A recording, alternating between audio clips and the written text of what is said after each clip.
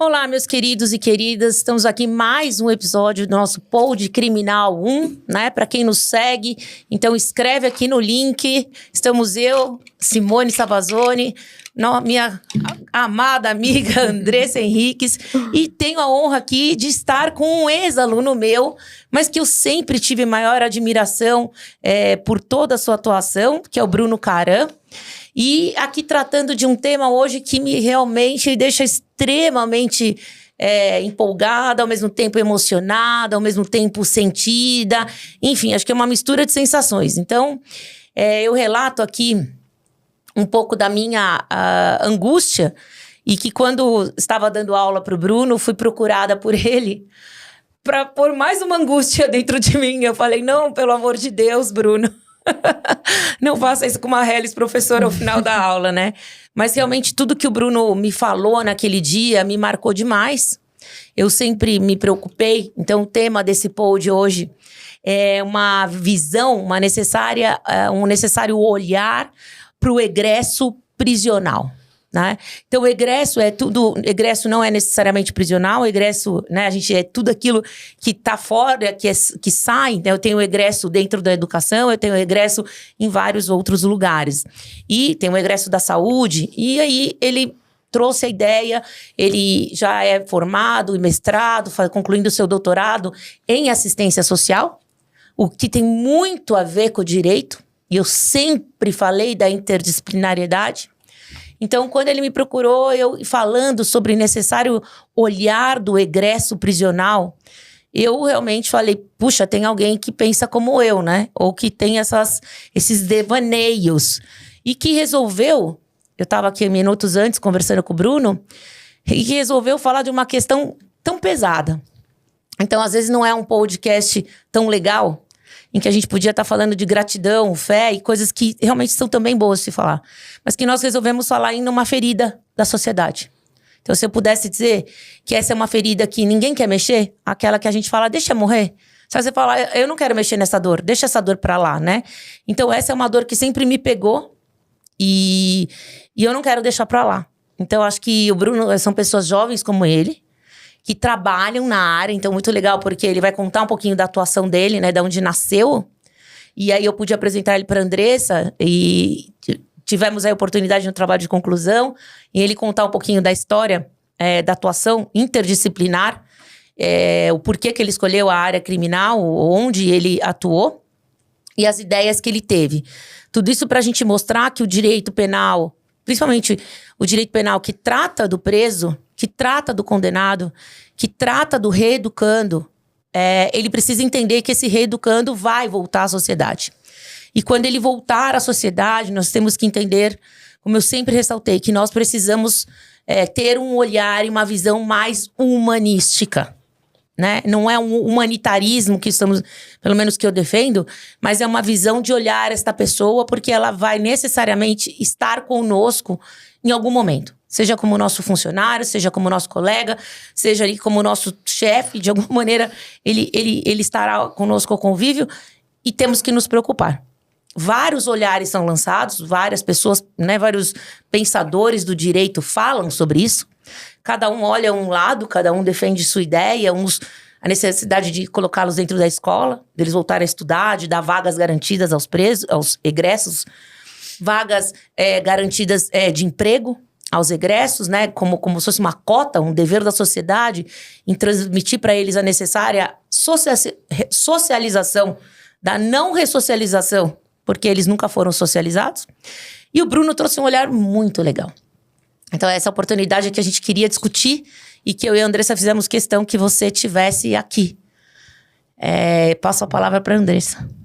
Eu acho que é um tema muito legal, muito importante. Primeiro porque a gente tem que lembrar da função da pena, né? Que é a ressocialização e não o castigo.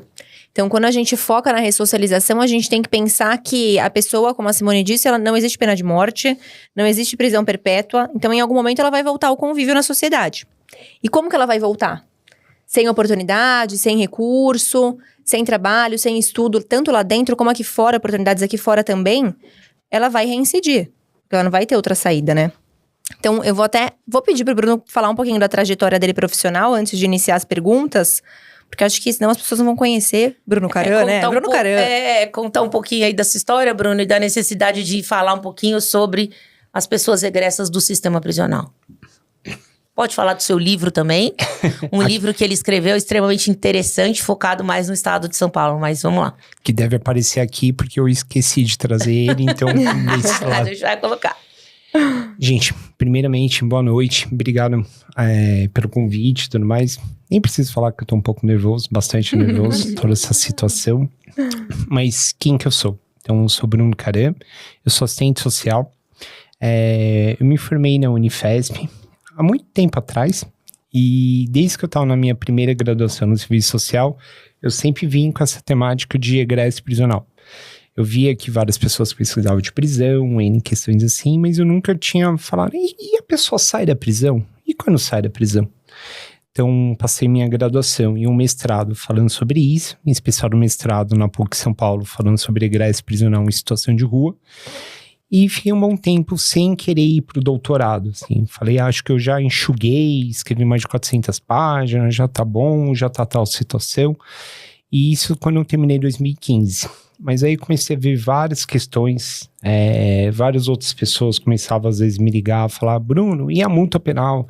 Bruno, e não sei o quê, e não sei o quê.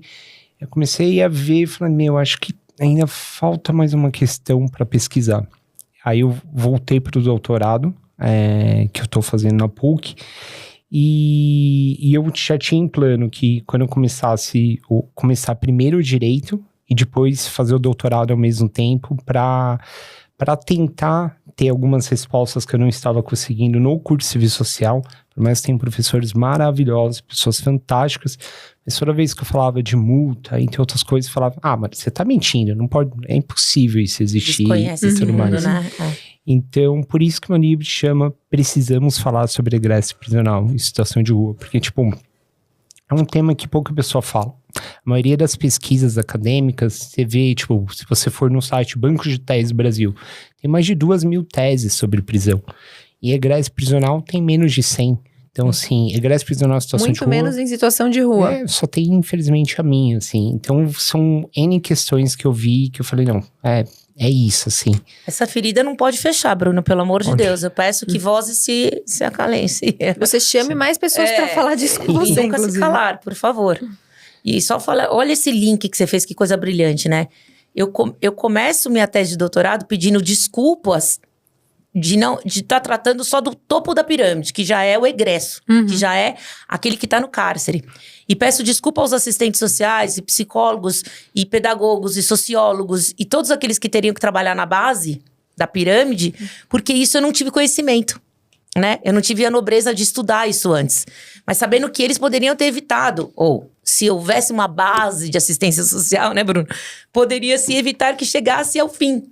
Mas quando se chega ao fim, eu também tenho um assistente social no fim, né? Então, minha pergunta para você continuar é: essa ligação, essa interdisciplinariedade que você enxergou quando eles não conseguiam responder o assistente social para você, mas e a multa? Jura que acontece isso? Por quê? Porque eles não tiveram conhecimento do quão é cruel, talvez, né? O quão difícil é equalizar isso no fim, né? Então, eu te pergunto, então nasceu de uma dúvida que a assistência social não te respondeu. O direito te respondeu? Mais ou menos. Que na graduação, assim, esse tema, assim, o que eu achava que o direito ia conseguir... Não, hoje eu vou ter umas aulas sobre egresso prisional. Não, isso é numa pós-graduação em tal situação. E olhe lá, porque talvez você fique ainda mais na dúvida, né? Porque quanto mais você sabe, menos você sente que sabe, parece. Todas as áreas são completas, mas o direito parecia assim... Então, a gente vai terminar as aulas quando a pessoa é presa. Agora acabou. As aulas terminam... Cenas do próximo capítulo. Os próximos capítulos. E aí eu ficava nessa lacuna. E sem ser no modo brincadeira, isso chega a ser sério, porque assim, vejo no atendimento na ponta, assim, para N profissionais, até do direito, que estão em CREAS, em vários lugares da assistência, assim, quando falava, Bruno, eu tô atendendo a pessoa, tem uma multa, mas... Eu não tô entendendo por que o título de eleitor dele tá assim, por que eu não consigo regularizar os documentos.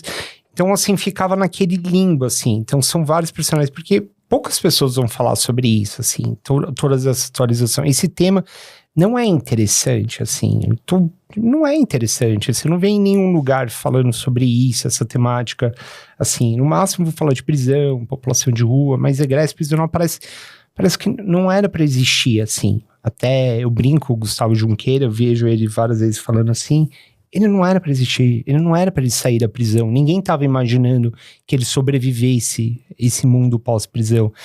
Então fica nessa situação, assim, a quantidade de poucos profissionais, não desmerecendo, são profissionais fantásticos, mas como esse assunto não vem à tona, e essa atualização. Gente, ó, são esse o público, às vezes tem essa situação, essas dificuldades, e aí o que faz nessa dificuldade?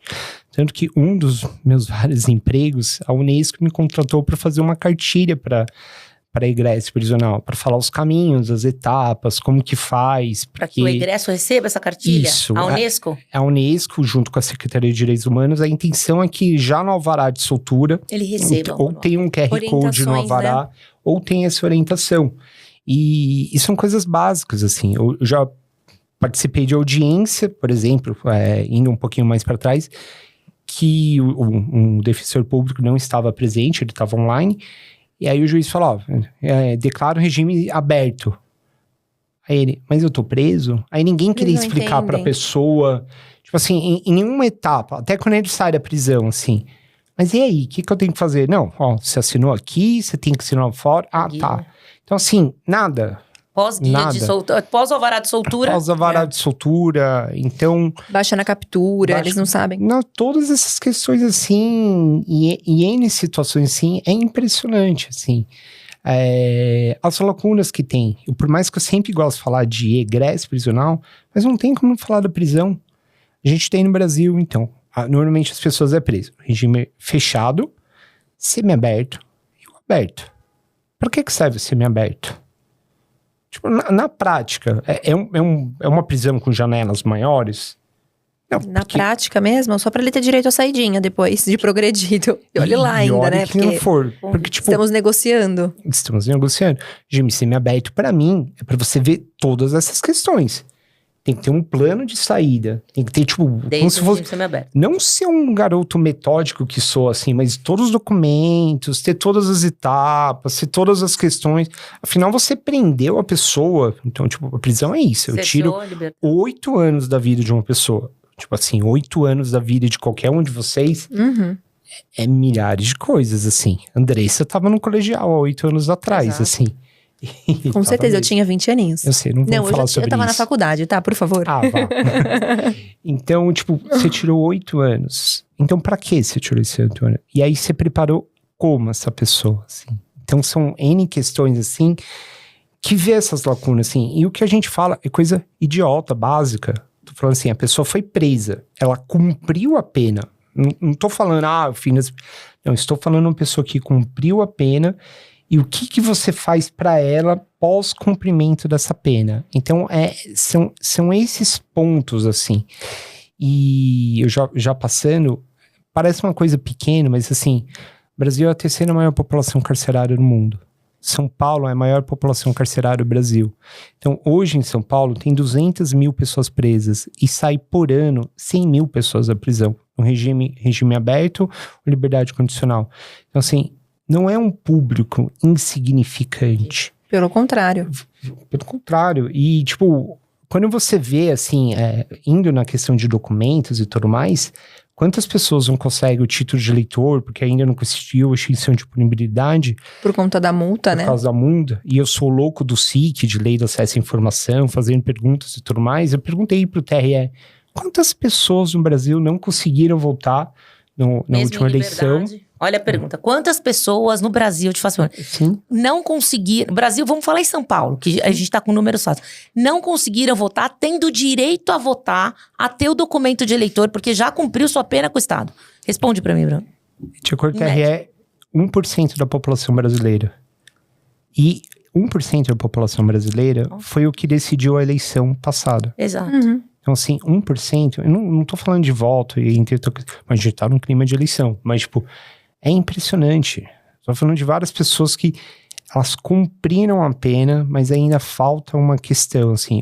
E tipo, o título de eleitor não é só votação, não é ter um número de título. Todo mundo tem. Ser cidadão. O problema é ele ser válido ou não e o quanto que isso atrapalha. Se eu for, tipo, uma ex-companheira, que ela não conseguia tirar o título de psicologia dela do CRP, porque pedia o título de eleitor válido, assim. Então, são várias questões que vão bloqueando a uma pessoa para tal situação. Eu fazia o estágio na Defensoria Pública do Estado. E todos os dias no atendimento, na vara de execução criminal, vinha alguém lá, nervoso, furioso, assim. Por causa da multa. Por causa da multa penal, falando, doutor, bloquearam a minha conta, doutor. Tem aqui, ó, 3 mil reais, tá bloqueado, preciso pagar meu aluguel, o que eu faço? E aí... Você como assistente social? Não, como direito. Ah, no da Defensoria. Lá na Defensoria do Estado. Aí eu via lá o bloqueio, lá a multa, 25 mil reais. Eu tinha até vergonha de falar a multa, assim. Que às vezes eu falava, a pessoa falava, você quer que eu faça o quê? Como você quer que eu pague essa multa, 25 mil reais? Ninguém me dá emprego, eu não aprendi a fazer nada, eu tô costurando bola há 8 anos na cadeia. Sim. Eu vou sair, eu vou fazer o quê? Eu tenho um cliente que ele seria registrado, ele tava já prestes e ele não conseguiu o título de eleitor, porque tinha bendita multa. Eu pedi o induto e não deram. Não deram o induto pro cara. E o mais engraçado, que já vi casos, a pessoa costurou a bola, ela saiu de lá, falou no outro dia, posso voltar a trabalhar aqui? Não, agora você não é mais interessante, não. Lógico. Agora tem que pagar... Interessante é o trabalho dentro do cárcere, porque agora eu tenho que pagar integral o seu Agora trabalho. tem que pagar salário mínimo, tem que pagar tal coisa. Me fala dos seus dados de reincidência, aquilo que você apurou, né, para todo mundo entender aqui, nossa conversa ele sai do cárcere. Aí o Bruno me procura, eu saindo do cárcere da faculdade, para me perguntar, doutor, ele sai do cárcere, quanto que ele reincide? Vamos ver, né? E se ele reincide, doutora, o que a gente faz? E Bruno, qual foram as suas primeiras ideias, que são fantásticas, quanto a um projeto de lei, quanto a uma alteração na lei de execução penal, quanto que seja começar por uma cartilha, amigo? O PROCON, eu falo que meu mentor, ele começou a escrever uma cartilha para o PROCON, ele escreveu o Código do Consumidor, entendeu? Tudo começa de uma cartilha. Então, quais foram, primeiro, a reincidência, fala mais. E depois, suas ideias. Suas sugestões, né? Primeiro, na reincidência, eu sempre brincava, falando, esse é o assunto que eu menos gosto de falar, mas, tipo, ao mesmo tempo, eu sempre via, tá bom, vou falar tal questão. Então, no sentido assim, já teve pesquisa falando que é 70%, outras falando que é 42,5%. Mas o que eu mais gosto de pôr nas pesquisas, independente do número, quem fez, porque poucas pessoas fazem pesquisa, não existe censo de egresso, não existe censo para N questões como essa, é imaginar, tá bom, existe essa reincidência, mas quando acontece mais essa reincidência? Qual é o motivo? Acho que o principal qual é o motivo da reincidência? Motivo, sim. Mas assim, eu via que a maioria acontecia principalmente no primeiro ano e principalmente no primeiro mês. E aí vinha dessa questão do motivo, assim, como alguém passou por um inferno, que com certeza ninguém tem um hobby, uma tara, mano, eu amo ser preso, nossa, como eu adoro dividir cela com 40 pessoas, fazer tal. Por que ela voltou assim? E, então vem com essas questões assim, que é óbvio, é como se eu falasse com uma criancinha. Por que ela fez isso? Com certeza. E aí eu via quais são os crimes principais cometidos nas pessoas no momento da incidência, que era crimes que eu sempre coloco nos meus artigos, tudo mais, patrimoniais. Tipo, entrei no CAPS e roubei a comida. Eu pedi 20 reais para voltar para Diadema. E aí, enfim, porque eu precisava voltar. Ou, tipo, roubei um celular porque eu precisava ligar para minha família, porque não tem mais orelhão, porque não tem mais não sei o quê. Então, via que eram uns crimes... Desamparo. Idiotas. E é até assim, né? Não justificando o crime, mas é até uma revolta. Do tipo, eu fiquei 8 anos preso, eu saí bem, eu encontrei uma realidade aqui fora que eu não esperava encontrar, e eu lembrei do motivo pelo qual eu entrei no crime, que eu preciso disso pra sobreviver. Sim. Então, entendeu? E quantos dias que dura uma pessoa pós-cárcere? Que eu achei interessantíssimo. Queria que você verdade. falasse. CNJ. Muito triste, né? Muito triste. Não é qualquer pessoa na fila do pão. Então, uma pesquisa do CNJ sobre letalidade policial, pois que é 548 dias que uma pessoa normalmente é uma expectativa de vida de um egresso prisional. Então, seja, 1 ano e meio, vai. Repete. 548 dias. Ele sai do cárcere e a média é que ele viva só 548 dias. Ou seja, pro 2 Estado anos. ele dura 2 anos. Pro Estado, né? Dessa situação. E Que ele morre. Que morre. Por mais óbvio, todo mundo já conheceu muitos egressos, conviveram melhores, todas as coisas, ainda bem. Muitos também não conseguem rever situações. Mas são N questões, assim. Eu já conheci egressos com 30 anos que teve AVC. E não é normal as pessoas terem AVC com 30 anos. Conheci egressos que, quando foi preso, levou um tiro, aí perdeu a perna na prisão. Fala isso enquanto assistente social. Explica um pouco. Como assistente social, militante, ou com pessoas que vivem também na Zona Sul, entre outros lugares, assim. Mas e como profissional, assim, acompanhando vários lugares de um Amparar, que é a Associação de Amparo aos Familiares Presos e tudo mais. Então, vendo essas histórias, assim, eu tenho um convívio diário com várias pessoas e situações. Ao fazer os laudos, você tem essa... Também. O dos laudos seria fazendo um exame criminológico, que aí um dos empregos é entrevistando esses presos e falando, dando parecer se a pessoa tem que sair ou não, progredir de regime. Assim, Você chegou a fazer exame criminológico? Fiz. Muitos? Assim. O que você achou? Me dê a sua opinião sobre. Bastante? Exames criminológicos no regime fechado, aí explicando Isso, aí ou que são os exames regime para progredir. Para você que ligou a TV agora, Exame criminológico? por mais que, Bruno, você tem crítica? Nossa, eu tenho muitas. Mas por que você faz isso? Porque era uma das formas de conhecer. Então, assim, basicamente... Até porque para criticar você precisa conhecer. Com certeza. Senão vira uma conversa de bar. Sim. Algum juiz, não posso generalizar, eles querem, num plano tarô, futurologia, falando assim, você pode me dizer se a pessoa vai cometer um crime ou não? Como se o preso fosse responder que sim. Com certeza. Você vai voltar a delinquir sim, inclusive estou querendo ir para a rua para isso. Já tenho até minha próxima vítima. Gente. Até hoje ninguém me foi tão sincero dessa forma assim. Ou se eu fosse tarô, a Mega Sena ia ser melhor. Bola de cristal. Ou se fosse pra eu falar de arrependimento, então é melhor contratar um padre, né? Então vamos falar a verdade, padre trabalha melhor com arrependimento e coisa assim. Mas eu posso falar de outras questões que nenhum processo penal vai falar. Quem é Pedro, a história do Pedro, como Pedro vive, quais são os planos do Pedro, quais são o plano A, plano B, todas as questões. Porque se fosse uma coisa bem que eu tenho até medo que esse exame criminológico seja que nem seguro, no sentido assim, ele mora nesse bairro, ele tem essa idade, ele é homem, logo o seguro tem que ser... Tem estatística e tal situação. Então, assim, e até gosto quando eu vejo matérias falando assim, exame criminológico falhou, ele voltou a cometer crime. É claro, porque não existe nenhum exame criminológico que prevê futuro. Até porque, quando o preso vai fazer um exame criminológico, se ele tiver um advogado particular, o advogado particular ele vai orientar para fazer esse exame criminológico. Porque o que ele quer é sair. Então ele vai falar, olha, provavelmente vão te fazer tais perguntas, você tem que demonstrar arrependimento, planos futuros, palpáveis, não vai falar que vai abrir uma empresa assim que sair. Então assim, qual é a validade disso, né? Sendo que até o próprio advogado, visando o bem do cliente, o resultado para o cliente, faz essa orientação. Sim, por mais que a Rádio Peão tente ajudar, e aí é engraçado que eles ficam na fila ouvindo um do outro. E N questões, assim, não vem. E aí vem as falhas. Além dos laudos, você faz também o exame criminológico. Quer dizer, são diferentes. Enquanto assistente social, você pode fazer o laudo. Olha quanto é abrangente. Complexidade, né? Então, ele vai o laudo, que é lá embaixo, que é na base. O exame criminológico, eu já tô no topo, porque eu já tô com alguém que às vezes até já é reincidente. Sim. E com tudo isso... Aquelas propostas maravilhosas. Vamos lá, Bruno. A cartilha, vai. Dá uma prévia da cartilha das propostas.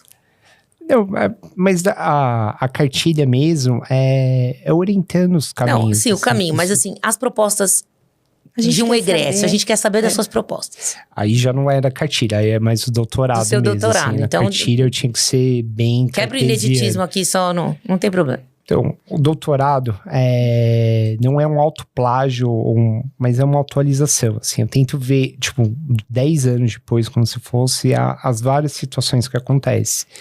Então, eu tento ver de coisas básicas, assim, agora que eu vi o tempo. Desde a importância, de um benefício social para o ingresso prisional. Uma proposta de um benefício social. Isso. Você tá exemplos reais que está acontecendo nesse exato momento.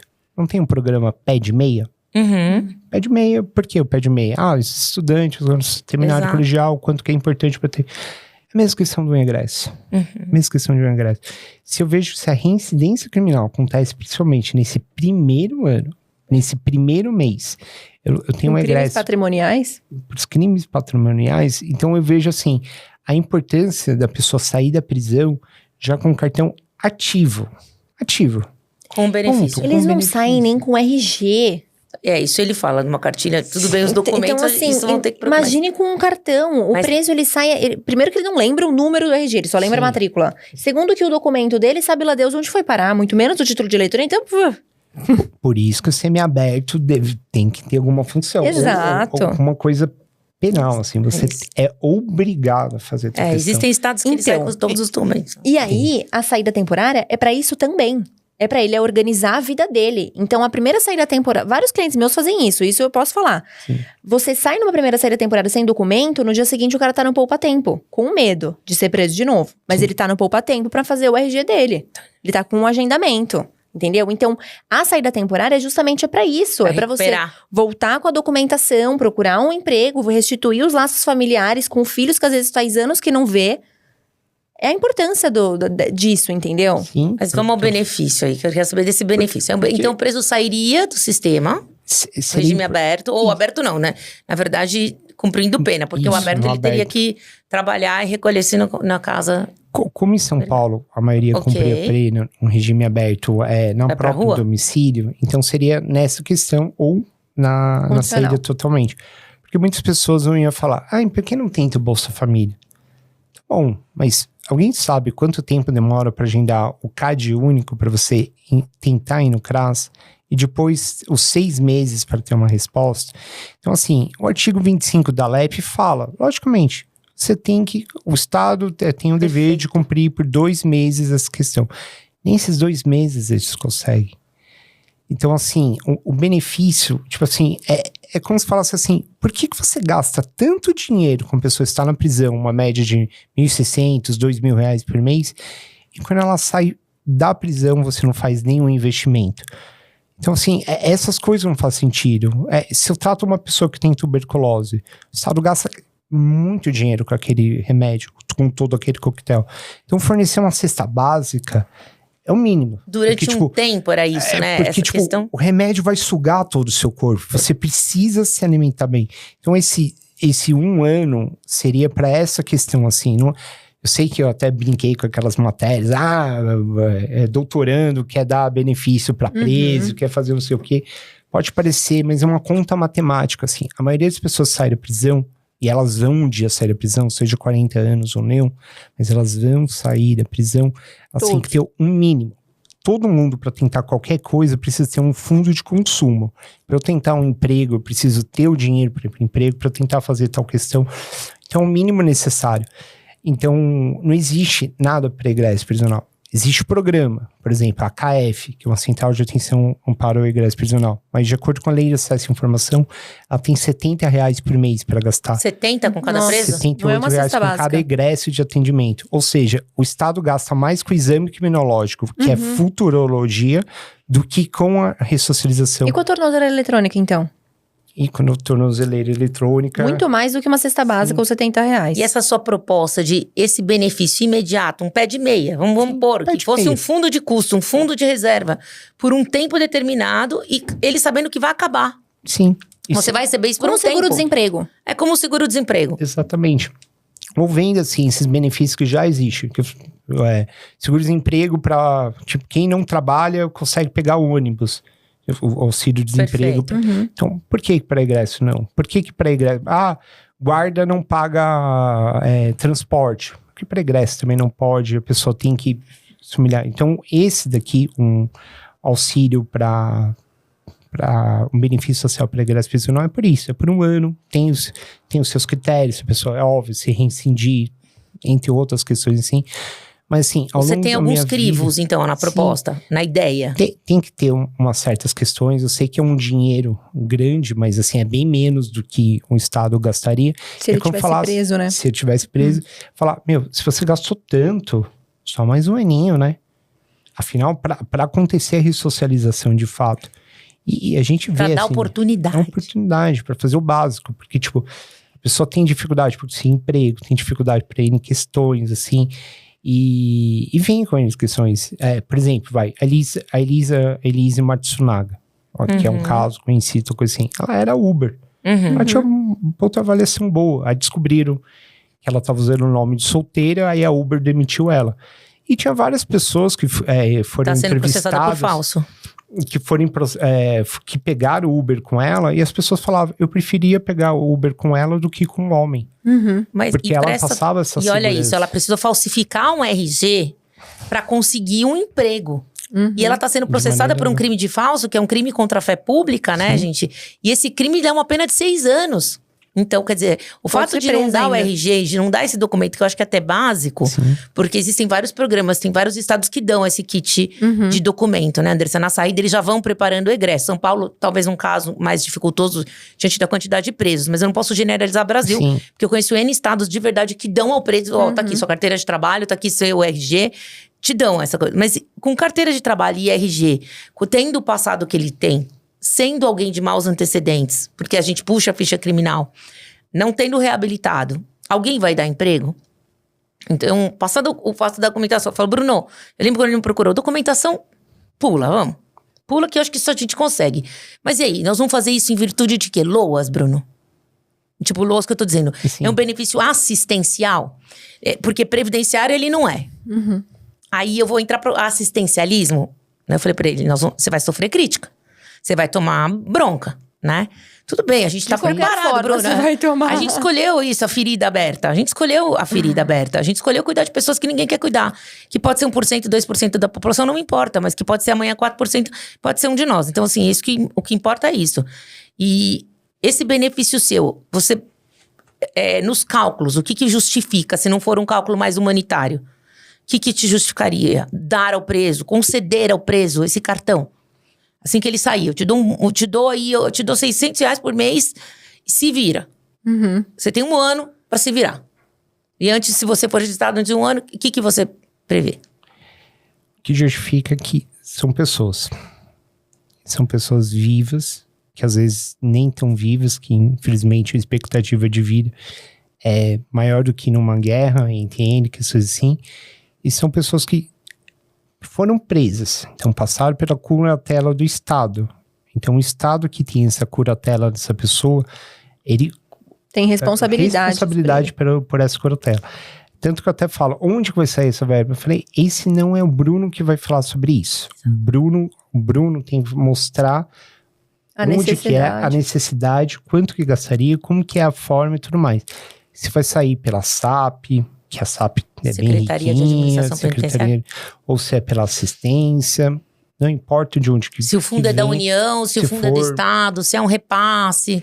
Da multa que não é, porque menos de 1% das pessoas pagam a multa. Então, isso é um dado assim. Mas assim, é nessa parte de falar, nem vou perder um cabelo branco dessa questão.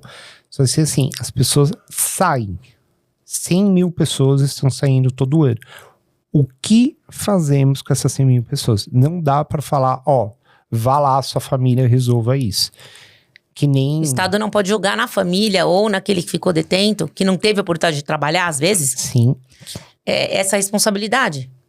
Acho que até pra gente finalizar, o que a gente tava conversando antes até a gente estar no podcast, saindo do caráter humanitário, é o fato de que você pagando esse benefício pro preso vai sair mais barato do que se ele for preso de novo, Exato. né? Essa tentativa, né, talvez. O valor que o Estado gastaria com ele preso é o quê? Uns R$2.000, você falou, né? Agora há pouco. 400, depende do Estado. Vai ser mais caro do que se pagar esse benefício visando a ressocialização dessa pessoa. E atentar. Assim, muitas coisas mudaram, assim. É uma coisa meio idiota, tipo assim, falar. Até anos atrás, em 2009, minha professora fumava no meio da aula. Porque era normal fumar dentro de aula. Até 1997 não era obrigatório capacete para copiloto. Você vê hoje, como assim? Parece uma coisa tão irreal que eu tô falando. Assim, muitas coisas mudam. Hoje não se fuma em lugar público. Então, tipo... Fechado. Fechado. Nem embaixo de toldo, não tem né? nem avião E lá ninguém do nem fumante e lá do não fumante, não pode fumar. Tipo, são coisas mínimas. Tipo, mulheres estão mais na faculdade do que homens. Tipo assim, é só ver. Vê o que acontece. O que a gente vê, passa anos, governo, tal situação e aí no mundo inteiro existe reincidência. As pessoas elas roubam, e os artigos maiores tráfico, furto, roubo, essas coisas, tem algum motivo. Não são porque todos dão um retorno cleptomaníacos. financeiro, né? Deve ter algum motivo por isso. Também a droga é uma das maiores economias do mundo, e N questões assim. Mas tentar uma pequena coisa assim. Tipo, é impossível, não existe nada para egresso prisional. Como eu falei, não existe censo, não existe pesquisa, existe uma política pública. Existe agora, tá tentando, uma política nacional para tal situação. Mas assim, a efetividade, assim, eu não consigo ver nada, com todo respeito. Assim, eu sei que tem muitas militâncias, muitos lugares maravilhosos, mas assim, eu tô falando de lugares maravilhosos, sociedade civil. Não é mais a sociedade civil que tem que fazer, tem que ter outra questão. E é o que a gente já falou, acho que até em outro podcast, né? Ninguém cuida do egresso prisional porque não dá voto. Na verdade, tira voto. Então, e na quem verdade, vai falar? ninguém quer dar o voto a eles. Se dessem 100 mil votos, se esses votos, se esses documentos viessem, talvez a gente falasse. Isso a gente não tratou aqui, assim, o assunto de verdade foi bem... A gente podia falar da dificuldade de busca de emprego, podia falar também da desinstitucionalização de manicômios, que nós vamos ter muito mais soltos, né, que são também reeducandos dentro dos hospitais psiquiátricos, também precisam ser tratados, também tem que ter uma visão de assistente social, também tem que ser encaminhados à sua família, também tem que ser encaminhado ao SUS, também tem que ter dinheiro para comprar alguns remédios que o SUS não vai fornecer, ou enfim, que eles não consigam. Acho que o Bruno também podia uma visão das mulheres egressas, né, também. Uhum. Que se sai um egresso homem, por exemplo, para cada 10 pode sair uma mulher, mas não importa, também para ela arranjar um emprego, ou conseguir um emprego é muito mais complicado. Então, os dados que o Bruno me trouxe quando eu conheci, fiquei assustadíssima, porque eram os dados que vinham de base, de assistente, né? Que o direito não conhece. Esse é o brilhantismo da interdisciplinariedade que você vai carregar para a tua vida. Que é ter começado pela base, ter se questionado de uma determinada situação de base. Você podia ter falado sobre o menor infrator, o menor, né? Você resolveu falar sobre o egresso, que é o cara que já cumpriu pena, já foi condenado, já cumpriu, já tá lá. E tá na rua e nós vamos fazer o quê? Os dados são assustadores para mim. O dado de perspectiva de vida, eu fiquei... Chocada. Olha, CNJ, que é o Conselho Nacional de Justiça, me deixou chocada que um preso que saia do sistema viva 2 anos. Porque ou ele vai morrer com droga, ou ele vai morrer em um assalto, ou de alguma forma ele vai ser morto. Nem 2 anos, né? Então, pro Estado, na verdade, pra que se preocupar com alguém que vai durar 2 anos, né? Vamos botar a culpa, assim, na sociedade que também não aceita o egresso, que também não acolhe o egresso, que também não dá emprego ao egresso. Ou considera fininho de peixe, peixinho pau que nasce torto, não consegue direito. Uhum. E N questões assim, quantas vezes com egressas eu já vi pessoas falando, eu perdi essa filha. Ou tipo, N questões, ou pessoas na prisão, quando eu fazia exame criminal, eu falo, eu não sei onde tá a minha família. Eu não me responde. E eu entendo. E eles falam, eu entendo. Eles falaram, próxima vez que for preso, já era. E é isso que eu tô passando, Bruno. E olha, e a gente teve aí depoimento... o juiz, muitas vezes, não quer dar o indulto dele. Quer dizer, pra progressão, fala, não tem contato com a família. Deixa preso. Se você não soltar ele não vai ter mesmo. E nem numa nova família, porque ele pode ter uma nova vida. Exato. E eu tive um depoimento aqui, Bruno, de uma presa, ex-detenta e ressocializada, que falou, eu precisei cometer o último crime, prometendo a Deus que eu nunca mais ia cometer, e é verdade, pra poder ter dinheiro pra montar uma gráfica, que era algo informal, pra poder começar a ganhar dinheiro lícito. Porque eu não via outro jeito de ter dinheiro. Ou eu voltava pro crime como era a 6ª vez, ou eu prometi pra Deus que eu ia arranjar um jeito de arranjar um dinheiro em algum lugar. Só que eu só sabia arranjar dinheiro onde? No crime. E eu precisava comprar uma gráfica, porque todo mundo ia me aceitar, eu ia fazer caneca. Eu achei que foi uma mega ideia, né? Tipo, não preciso buscar nada pra fazer caneca, ninguém vai perguntar meu RG. Não preciso me cadastrar, não tenho carta. E vou estampar camiseta. Então, pra isso eu preciso roubar, etc. Vou fazer o último. Mas você vê que pra entrar de novo, ela precisou voltar pro crime. Voltar pro crime, porque não tinha de onde tirar.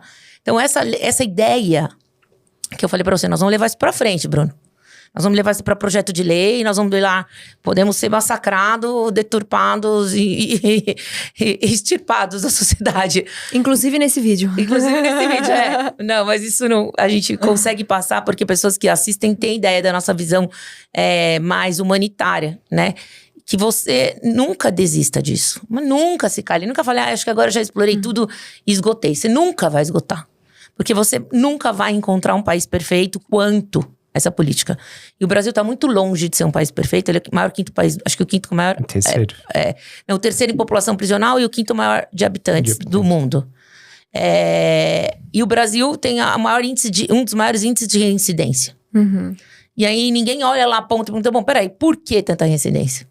E o Bruno começa com essa pergunta, será que, se eu fizer isso, ninguém tá dizendo que é uma política que vai dar certo? Mas é um teste, né?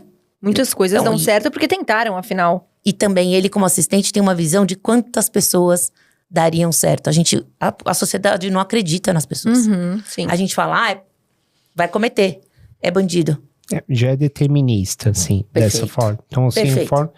eu sei que é difícil, assim, quando eu tentava lá com o emprego, às vezes o empregador falava, mas o que você me garante que ele não vai me roubar? Aí eu respondi da mesma forma, o que te garante que o seu funcionário que nunca foi preso não vai te roubar? Nada, falei. Então, até porque todo reincidente já foi primário um dia. Sim, e eu falei, só que essa pessoa, eu tenho certeza que é uma das pessoas que mais vai valorizar o lugar que tá. Sim. Não é que nem o seu outro funcionário, R$200 a mais vai para o outro emprego. Tem questões. Então tem várias formas. E assim, é muito escuro com esse emprego e falar, Bruno, não posso nem pensar que eu já fui preso aqui, que vai que ele leia a minha mente, ou tenha tal situação, e por aí vai. Descubra, assim, né? E descubra. Então, muita coisa muda. A gente temos hoje um ex-presidente que é egresso prisional. Então, assim, tem muitas coisas que mudou, tem muitas coisas que tal situação, e vendo o que pode ou não mudar, ou não, ou como vai mudar. Como eu falei, capacete, fumada, muita coisa mudou. Visões. A questão é quando que vai, e é o querer fazer. Exato. E começar, assim. Eu sei que muitos políticos, às vezes, quando tentar fazer uma questão, braços abertos, não sei o quê. O pessoal sempre vai massacrar ele nas eleições e falar, você deu bolsa pra cracudo, você não sei o quê. Eu sei que vai ser. Por isso ninguém faz. Por isso que não faz também. Eu falo, porque essa é uma das feridas, de tudo que eu já passei, das expressões da questão social, que eu já estudei, pesquisei, esse, sem dúvida, sempre foi o vixe do vixe, assim. O super trunfo da questão social. Ainda mais egresso prisional em situação de rua, assim. Eu também acho.